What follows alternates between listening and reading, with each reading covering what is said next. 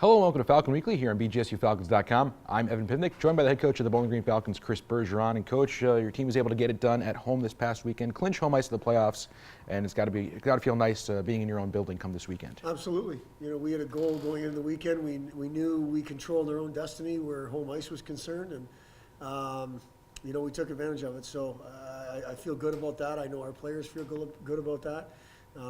We've been, as far as I know, we're one of two teams that have hosted all 4 years in a row in this new league, and that's something that we're proud of.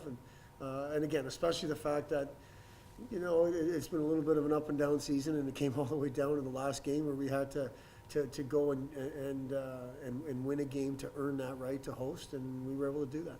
Now let's talk about the games a little bit. A 7-0 win Friday night, and then a 2-0 win Saturday night. What did you take out of the weekend?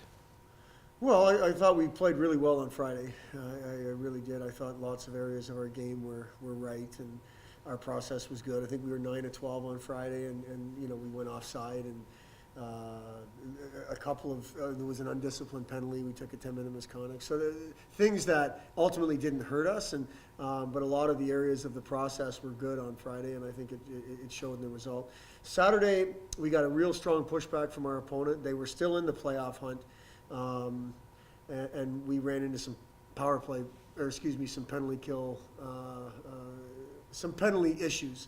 They had 12 power play opportunities, which doesn't normally happen, and it made it difficult on us. It made it difficult on us to keep and sustain any momentum and any ozone play and create power play opportunities for ourselves.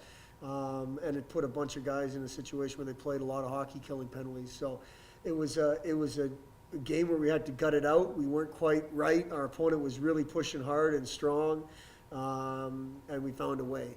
And again, I think that's a tribute to this group. We had to find a way. We did find a way, and we were proud of the guys for that. Now, the team, as you mentioned, killed 19 penalties over the weekend. What was working in that department? Well, it starts with Chris Nell.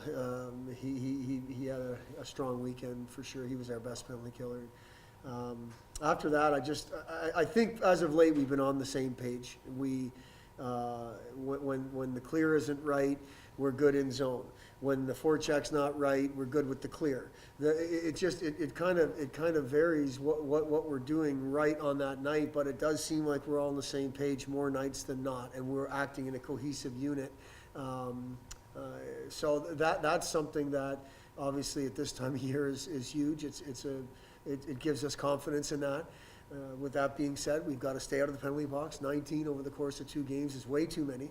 And I would say of those 19, there's probably 10 to 12 that were stick penalties that are avoidable.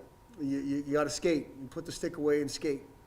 So that's something that gives us confidence that we can change that, but we're going to have to.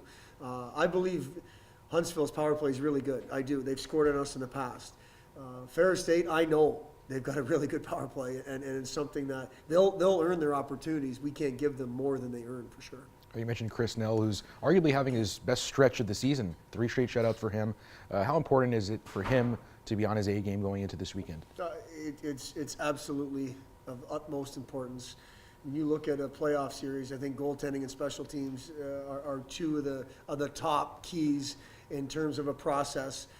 Usually you win the goaltending and the special teams battle, you're winning the game and ultimately, hopefully, the series. So to have him on top of his game is a good thing for us, and it just exudes confidence, not only in his game, but throughout our team.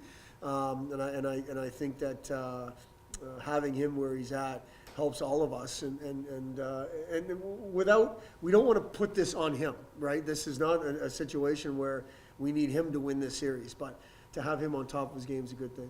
Now, this past weekend, obviously, was senior weekend. Kevin Dufour, a hat trick, Pierre-Luc Mercier with 4 assists, and Sean Walker with a goal on Saturday. Again, the seniors leading the way going into the playoffs. For sure.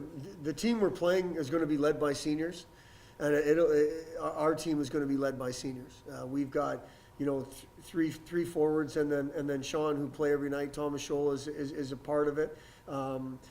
Their group is 3 forwards and a D.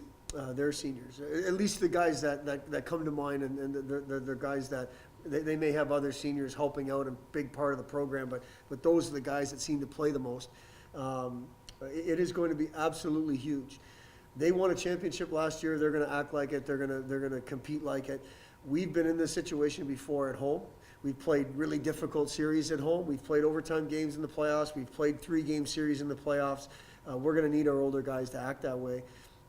It was nice to see them have a good senior weekend and wrap up their regular season home schedule on a positive note and contribute the way they did. Now you get refocused and you've earned yourself some home ice, so you take advantage of that and you lean on your seniors to show the way. Now, Ferry State Bulldogs coming to town this weekend, as you mentioned, the home ice playoff series, and these two teams have played each other, 4 times already this year. Mm-hmm. How do you look at that going into this weekend? Well, I look at it as two teams that are going to know each other really well. There were situations where we played well and they didn't, and there were situations where they played well and we didn't. And over the course of 4 games, you're going to find that happens. I believe this happened one other time, the last year of the old league. We played them 7 times with a 3-game playoff series that ended that season and culminated the 7-game series, if you will. You don't really change your preparation. You do tweak in-game adjustments and so on as it's happening. But the way I look at the series is it's going to be senior-driven teams and 2 teams that know each other really well. And the surprises are not going to come on the roster. You know who their players are and their top guys are, and they know who ours are. And it's going to come down to who executes the best, and that's coach speak for sure, but that's what it's going to come down to. It's also nice to see that CCHA rival go into the WCHA and still be ignited. For sure. I look at them as a rival. I don't want to speak for them. They're a program that within this new league, they've won championships, both regular season and playoffs. They did the same thing in the old CCHA. They won regular season and playoff, I think regular season championships anyway.